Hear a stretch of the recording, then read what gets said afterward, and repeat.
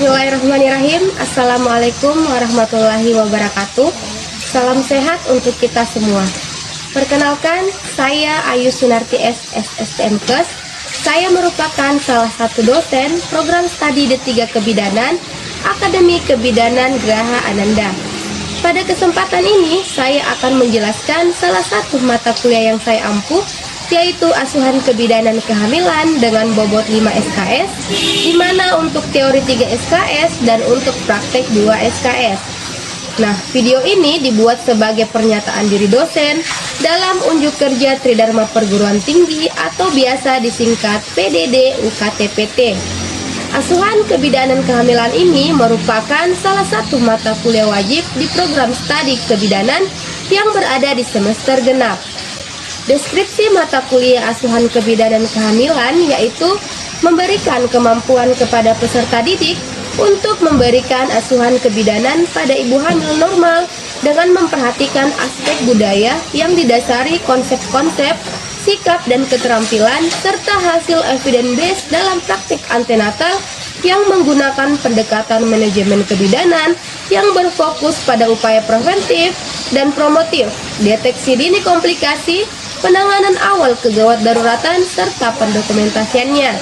Adapun kemampuan yang diharapkan atau capaian pembelajaran mata kuliah ini yaitu 1. Mahasiswa mampu menjelaskan perkembangan siklus manusia sejak proses konsepsi. 2. Mahasiswa mampu menjelaskan konsep dasar asuhan kehamilan.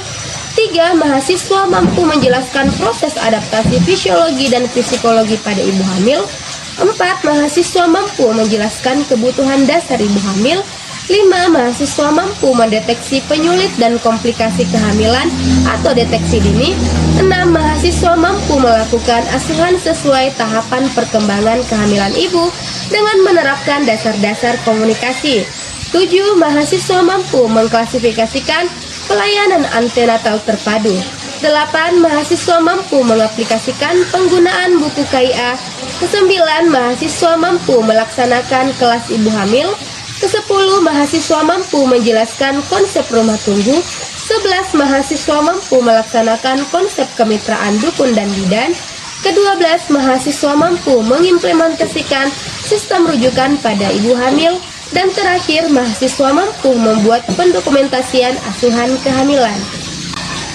Kemudian, mahasiswa akan diberikan materi pembelajaran yang akan dibahas selama 14 kali pertemuan ke depannya. Di antaranya, yang pertama, perkembangan siklus manusia sejak proses konsepsi. 2. Konsep kehamilan. 3. Adaptasi fisiologi dan psikologi pada ibu hamil. 4. Kebutuhan dasar ibu hamil. 5. Penyulit dan komplikasi kehamilan. 6. Asuhan sesuai tahap perkembangan kehamilan ibu dengan menerapkan dasar-dasar komunikasi. 7. Pelayanan antenatal terpadu. 8. Penggunaan buku KIA dan program P4K. 9. Senam ibu hamil. 10. Konsep rumah tunggu. 11. Kemitraan dukun dan bidan. 12. Sistem rujukan. Dan terakhir, pendokumentasian asuhan kebidanan kehamilan. Nah, untuk sistem pembelajaran di Akademi Kebidanan Graha Ananda, kami melakukan secara hybrid, yaitu bisa dilakukan secara luring atau tatap muka di dalam kelas maupun daring dengan menggunakan aplikasi WhatsApp Group dan Zoom Meeting. Kemudian, metode pembelajaran yang saya terapkan adalah metode ceramah, metode diskusi, dan metode demonstrasi atau simulasi. Nah, dalam menjalankan proses pembelajaran ini, saya menggunakan pendekatan DIA atau singkatan dari Delivery, Interaction, dan Assessment. Nah, sesuai dengan yang diinginkan di sertifikasi dosen 2022. Delivery yaitu bagaimana cara menyampaikan materi yang saya berikan agar dapat diterima oleh mahasiswa dengan baik. Nah, untuk mempermudah penyampaian materi, biasanya saya menyiapkan bahan ajar berupa slide persentase, buku ajar, dan buku pegangan atau handbook yang sesuai dengan RPS dengan menggunakan referensi-referensi atau buku acuan terkini terkait asuhan kebidanan kehamilan. Kemudian, Di dalam kegiatan praktikum, saya juga menyiapkan daftar tilik atau model tuntunan praktikum dalam menuntun mahasiswa melakukan praktikum pada asuhan kebidanan kehamilan. Interaction yaitu interaksi saya dan sesama mahasiswa dalam melakukan pembelajaran agar capaian pembelajaran dapat tercapai. Nah, di sini saya menggunakan keaktifan mahasiswa, jadi mahasiswa diberikan ruang untuk berdiskusi dengan mahasiswa lain, di mana saya akan memberikan topik atau satu kasus, kemudian mahasiswa mendiskusikan kasus tersebut dengan mahasiswa lainnya. Nah, hal ini bertujuan agar mahasiswa dapat terlatih dalam pola pikir serta menganalisis kasus yang berkaitan dengan materi asuhan kebidanan kehamilan.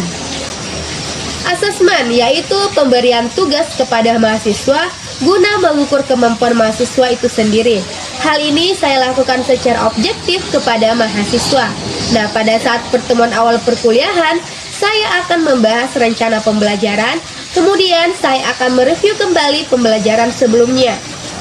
Kadang saya memberikan kuis di awal pembelajaran. Nah, ini gunanya untuk mengetahui apakah mahasiswa sudah paham materi sebelumnya. Sistem penilaian, yaitu di pertemuan awal saya menyampaikan kontrak perkuliahan, terdapat persentase penilaian selama pembelajaran berlangsung, sehingga nantinya diharapkan mahasiswa dapat memiliki strategi dalam memperoleh nilai yang tinggi.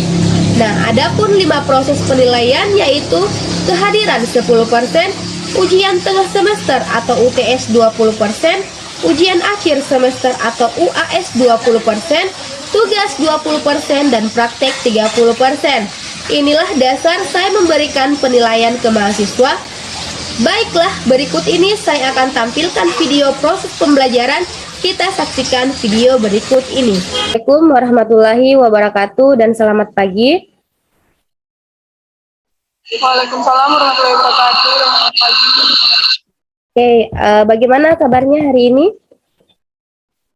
Alhamdulillah baik, Ibu. Alhamdulillah ya, kita semua dalam keadaan baik, sehat, sehingga kita bisa bergabung dalam perkuliahan hari ini, di mana perkuliahan hari ini adalah pertemuan kedua. Nah, di pertemuan sebelumnya kita telah membahas proses konsepsi, tahapan proses fertilisasi, dan fulasi peredaran darah janin. Nah, sebelum Ibu masuk pada materi perkuliahan hari ini, Ibu mau mereview dulu sedikit tentang materi perkuliahan sebelumnya. Nah, adik-adik apakah masih mengingat apa itu kehamilan? Kehamilan adalah masa tumbuh kembang janin dalam kandungan. Ya, sudah betul ya jawaban temannya.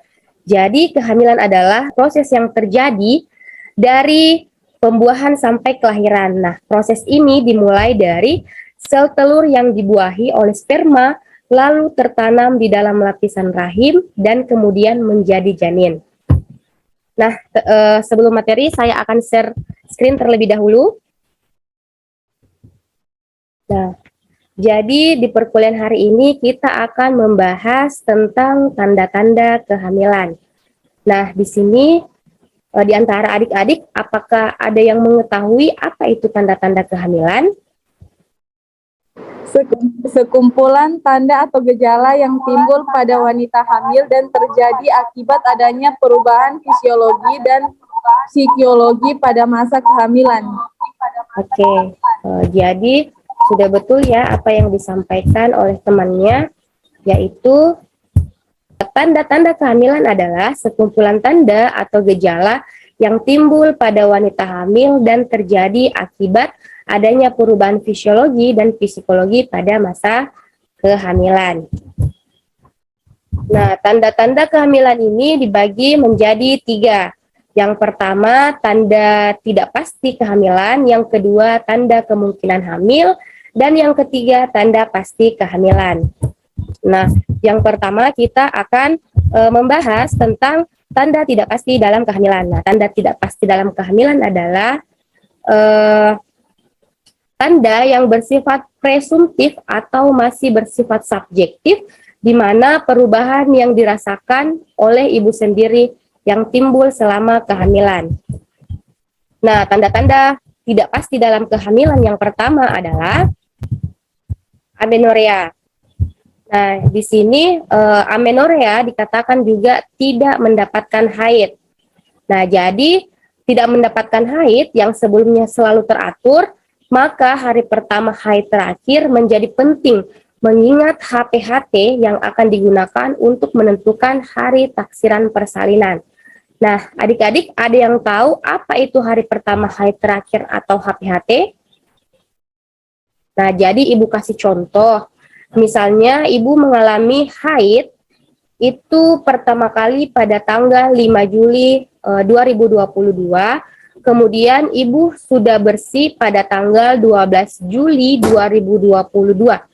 Nah, yang menjadi HPHT-nya apakah tanggal 5 atau tanggal 7? Tanggal 5 Ibu. Ya, betul ya Rahayu. Jadi yang menjadi HPHT-nya adalah tanggal 5 karena hari pertama haid terakhir itu dihitung sejak darah haid pertama kali keluar pada saat kita menstruasi. Jadi kalian calon bidan harus wajib tahu apa itu HPHT karena dari HPHT kalian bisa menentukan hari taksiran persalinan. Kemudian amenorrhea ini dibagi menjadi dua, yaitu amenorrhea primer dan amenorrhea sekunder. Di mana amenorrhea primer ini adalah seorang perempuan atau wanita yang belum mendapatkan haid sampai usianya 15 tahun. Nah, kemudian amenorrhea sekunder adalah di sini wanita yang sudah pernah haid tetapi di siklus menstruasi berikutnya wanita ini tidak mendapatkan haid lagi. Nah, umumnya amenorrhea sekunder ini haidnya itu tidak datang selama 3-6 bulan berturut-turut. Nah, kenapa amenorrhea dikatakan tanda tidak pasti dalam kehamilan? Nah, sebelum Ibu menjawab, Ibu mau bertanya dulu. Di sini ada yang pernah mengalami amenorrhea atau tidak mendapatkan haid?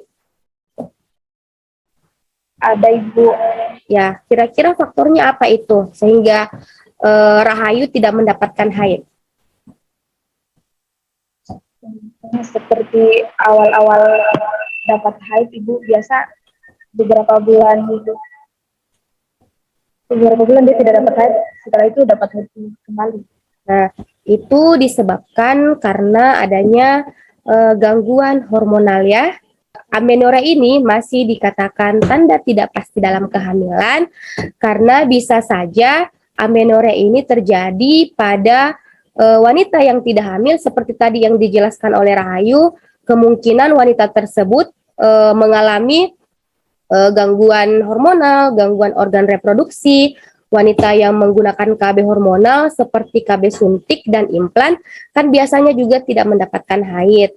Penggunaan obat-obatan dan memiliki penyakit kronik. Nah, bahkan gizi buruk atau berat badan yang sangat rendah juga salah satu faktor terjadinya amenorrhea atau tidak mendapatkan haid. Selanjutnya yaitu mual dan muntah. Nah, mual muntah ini adalah salah satu ciri umum yang terjadi pada wanita hamil. Nah, di mana mual dan muntah ini sering terjadi pada pagi hari dan disebut dengan morning sickness, tapi ini tidak selalu.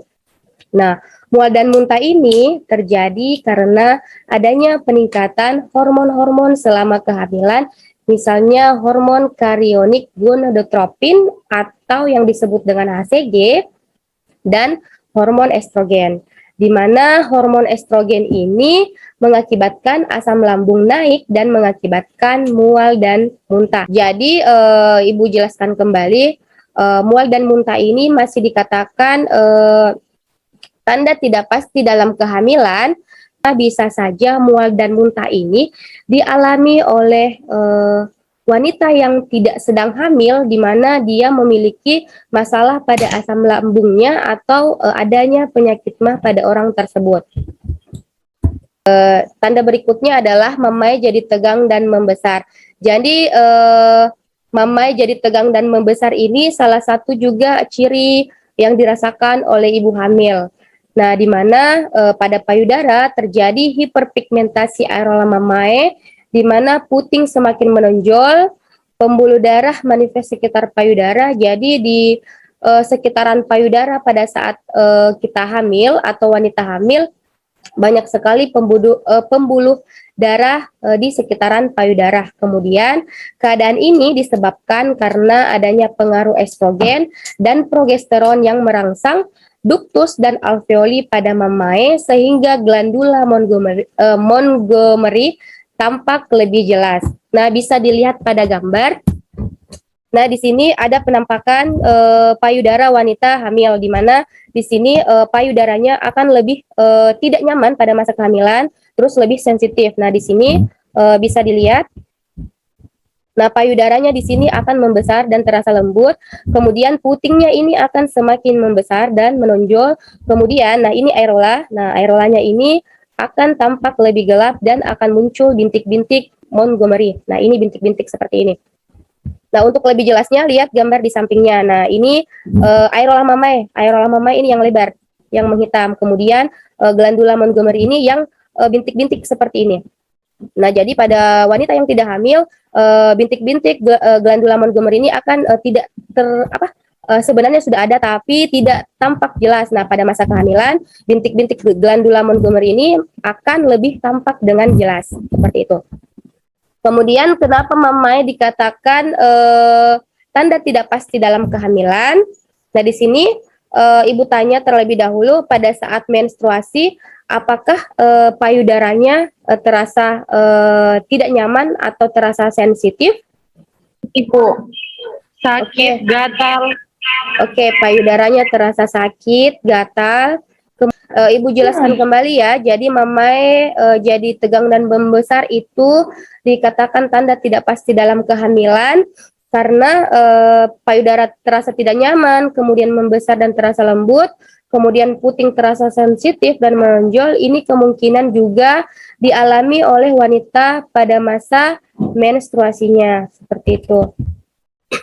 Nah, sering kencing juga merupakan salah satu ciri pada ibu hamil, di mana pada trimester 1 sering kencing dialami oleh ibu hamil karena kandung kencing tertekan oleh uterus yang mulai membesar. Nah, di trimester kedua, keluhan ini akan berkurang karena uterus membesar keluar dari rongga panggul. Nah, memasuki di trimester ketiga, gejala ini timbul kembali karena janin mulai masuk ke dalam rongga panggul dan menekan kandung kencing. Nah, kenapa sering kencing ini masih dikatakan tanda tidak pasti dalam kehamilan? Karena sering kencing juga dialami oleh wanita yang tidak hamil, misalnya oleh wanita yang mengalami infeksi saluran kencing, kemudian orang-orang yang terlalu banyak meminum cairan dan di mana dalam kondisi cemas. Kemudian tanda berikutnya yaitu obstipasi. Nah, obstipasi ini terjadi karena adanya tonus otot yang menurun yang disebabkan oleh hormon steroid. Nah, obstipasi ini juga terjadi karena hormon-hormon yang meningkat selama kehamilan, contohnya hormon progesteron. Nah, di mana hormon progesteron ini membuat otot-otot halus di seluruh tubuh, termasuk saluran pencernaan, menjadi lebih rileks, sehingga menyebabkan gerakan-gerakan usus melambat dan menyerap lebih banyak air yang menyebabkan terjadinya sembelit. Kenapa obstipasi dikatakan tanda tidak pasti dalam kehamilan? Karena obstipasi ini bisa dialami oleh wanita yang tidak hamil yang mengalami dehidrasi atau kekurangan cairan, kemudian kurangnya konsumsi makanan yang berserat, dan kemudian kurangnya aktivitas fisik atau kurangnya olahraga. Tanda kehamilan berikutnya adalah tanda kemungkinan hamil, di mana tanda kemungkinan hamil ini perubahan-perubahan yang diobservasi oleh pemeriksa yang bersifat objektif namun berupa dugaan kehamilan saja. Jadi di sini sudah dilakukan pemeriksaan oleh tim tenaga kesehatan, baik itu dari bidan maupun dari dokter. Nah, tanda kemungkinan hamil yang pertama adalah uterus dan perut membesar. Nah, di mana uterus dan perut membesar ini juga ciri umum terjadi pada wanita hamil, di mana terjadi perubahan bentuk, besar, dan konsistensi rahim, Nah, pada pemeriksaan dalam dapat diraba bahwa uterus membesar dan makin lama makin bundar bentuknya. Nah, kenapa uterus dan perut membesar ini dikatakan tanda kemungkinan hamil? Karena bisa saja dialami oleh wanita yang tidak hamil yang kemungkinan memiliki kista ovarium, mioma uteri, dan bahkan kanker endometrium. Kemudian tanda berikutnya. Nah, tanda Hegar ini ditemukan pada usia kehamilan 6 sampai 12 minggu di mana uterus segmen bawah rahim lebih lunak dari bagian lainnya. Jadi bisa dilihat pada gambar ya. Jadi tanda Hegar itu sudah melakukan pemeriksaan fisik di mana kita sudah melakukan pemeriksaan dalam. Jadi tangan kanan itu masuk melalui vagina sampai diletakkan pada fornix posterior, kemudian tangan kiri itu diletakkan pada atas simfisis. Nah, kita melakukan penekanan. Nah, saat kita melakukan penekanan, maka tangan kiri dan tangan kanan ini akan terasa bertemu saking lunaknya segmen bawah rahim atau isthmus uteri. Nah, tanda Chadwick ini adalah adanya hipervaskularisasi yang mengakibatkan vagina dan vulva tampak lebih merah atau agak kebiru-biruan, namun ada juga referensi mengatakan tampak keungu-unguan atau yang disebut livide disebabkan oleh pengaruh hormon estrogen. Nah, tanda Piska-Cek ini yaitu uterus mengalami pembesaran yang tidak simetris. Jadi, kadang-kadang pembesaran tidak rata, tetapi di daerah telur bernidasi lebih cepat tumbuhnya. Kemudian, hal tersebut menyebabkan uterus membesar ke salah satu jurusan pembesaran saja. Nah, gondel ini merupakan serviks menjadi lunak pada perabaan selunak bibir atau ujung bawah daun telinga. Nah, jadi tanda godel ini pada wanita yang tidak hamil, jadi perabaan serviksnya itu akan teraba lebih keras. Nah, keras perabaannya itu keras seperti ujung hidung. Kemudian pada wanita hamil, serviks ini menjadi lunak pada perabaan selunak bibir atau ujung bawah daun telinga. Jadi, kemudian tanda berikutnya yaitu tanda Braxton Hicks atau kontraksi kecil pada ibu hamil. Nah, bila uterus dirangsang akan mudah berkontraksi. Kemudian apabila dilakukan palpasi atau pemeriksaan dalam, uterus yang tadinya lunak akan menjadi keras karena kontraksi. Nah, ini tanda khas untuk uterus dalam masa kehamilan. Kemudian tanda berikutnya yaitu pemeriksaan kehamilan positif. Reaksi kehamilan positif adalah adanya human chorionic gonadotropin atau HCG pada air kencing. Nah, siapa sih ini HCG yang bisa menentukan kalau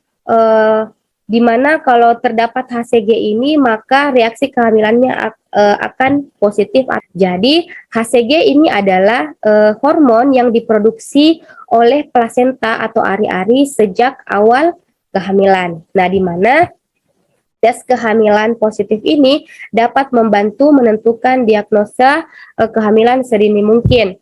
Tetapi hasil pemeriksaan tes PEG positif tidak selalu menjadi tanda kehamilan, sebab ada beberapa faktor yang menyebabkan hormon HCG ini terdeteksi dalam urin dan darah sehingga mempengaruhi hasil pemeriksaan.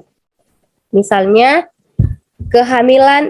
yang pertama itu terjadi kehamilan kimia, yaitu di mana sel telur yang telah dibuahi ini tidak tertanam dengan baik sehingga embrio juga tidak bisa berkembang. Kemudian ada kehamilan ektopik. Nah, kehamilan ektopik ini sel telur yang telah dibuahi dan tumbuh di luar rahim. Kemudian yang ketiga mengalami keguguran. Nah, orang yang baru mengalami keguguran atau aborsi juga bisa menyebabkan tes PEG positif karena kadar HCG dalam tubuh membutuhkan waktu untuk kembali menurun. kesalahan penggunaan tespek menjadi salah satu penyebab terjadinya positif palsu. Nah, di mana kita ketahui kalau tingkat keakuratan tespek ini sangat tinggi ya. Nah, kan petunjuk cara penggunaan di kemasan serta lakukan pemeriksaan kehamilan di waktu yang tepat. Kemudian pastikan juga tespeknya lebih digunakan dalam kondisi yang baik, yaitu belum melewati masa kadaluarsa atau belum expired. Nah, tanda berikutnya adalah tanda pasti dalam kehamilan. Tanda pasti kehamilan adalah tanda-tanda objektif yang didapatkan oleh pemeriksa yang dapat digunakan untuk menegakkan diagnosa. Nah, di sini adanya gerakan janin. Nah, gerakan janin pada primigravida atau kehamilan pertama ibu dapat dirasakan oleh ibunya pada kehamilan 18 minggu. Kemudian pada multigravida atau ibu yang sudah kehamilan lebih dari 1 kali akan merasakan gerakan janinnya pada 16 minggu kehamilan. Jadi, lebih cepat ibu yang multigravida merasakan gerakan janin ini karena dia sudah memiliki pengalaman sebelumnya di kehamilan pertamanya. Kemudian pada bulan keempat dan kelima, janin itu kecil jika dibandingkan dengan banyaknya air ketuban. Jadi pada saat kita palpasi atau rahim didorong atau digoyangkan, maka anak akan melenting di dalam rahim. Nah, yang melenting ini atau gerakan pantulan-pantulan itu dikatakan balotemen. Kemudian tanda berikutnya teraba bagian-bagian janin. Nah, jadi bagian-bagian janin ini secara objektif dapat diketahui oleh pemeriksa dengan cara palpasi menurut Theopol pada akhir trimester 2. Jadi, teraba gerakan-gerakan janin, misalnya kita melakukan pemeriksaan palpasi, jadi apabila kita meraba perut ibu terasa keras, bulat, dan melenting, nah itu bisa menandakan kepala janin.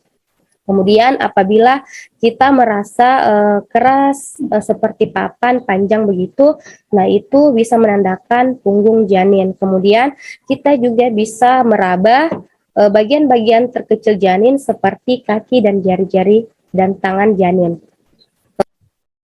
Nah, selanjutnya terdapat denyut jantung janin. Nah, jadi denyut jantung janin ini secara objektif dapat diketahui oleh pemeriksa dengan menggunakan alat-alat yang seperti ada di gambar. Jadi ada fetal elektrokardiograf di mana denyut jantung janin ini bisa didengar pada usia kehamilan 12 minggu. Kemudian ada sistem Doppler. Nah, sistem Doppler ini kita bisa mendengar denyut jantung janin pada usia kehamilan 12 minggu. Kemudian ada stetoskop Plenek, kita bisa mendengar denyut jantung janin di usia kehamilan 18 sampai 20 minggu. Selanjutnya terlihat kerangka janin pada pemeriksaan USG atau ultrasonografi. Jadi dengan menggunakan USG dapat terlihat gambaran janin berupa kantong janin, panjang janin, dan diameter biparetalis hingga dapat diperkirakan tuanya kehamilan. Oke, jadi itulah tadi pemaparan dari materi tanda-tanda kehamilan. Sampai di sini ada yang mau ditanyakan atau ada yang kurang dipahami? Ada Ibu. Oke, jadi sudah jelas ya semua. Kalau begitu Ibu yang akan bertanya. Siapa yang bisa menjelaskan tentang definisi dari tanda pasti kehamilan? Pasti kehamilan. Siapa yang menjawab itu? Siapa? Nur Saya Satya? Ibu Nur Satya. Oke, silakan Nur Satya. Tanda pasti adalah tanda-tanda objektif yang didapatkan oleh pemeriksa yang dapat digunakan untuk menegakkan diagnosa pada kehamilan. Contohnya, teraba gerakan janin, teraba bagian-bagian janin, denyut jantung janin. Ya, terima kasih ya Nur Satya sudah menjawab dengan betul. Jadi, saya cukup untuk materi perkuliahan hari ini. Jadi, untuk adik-adik mungkin harus lebih banyak membaca buku-buku kebidanan dan baca juga jurnal-jurnal ilmiah tentang asuhan kebidanan supaya bisa menambah wawasan adik-adik tentang materi perkuliahan ini. Akhiri dengan ucapan wabillahi taufiq wal hidayah. Wassalamualaikum warahmatullahi wabarakatuh. Waalaikumsalam warahmatullahi wabarakatuh.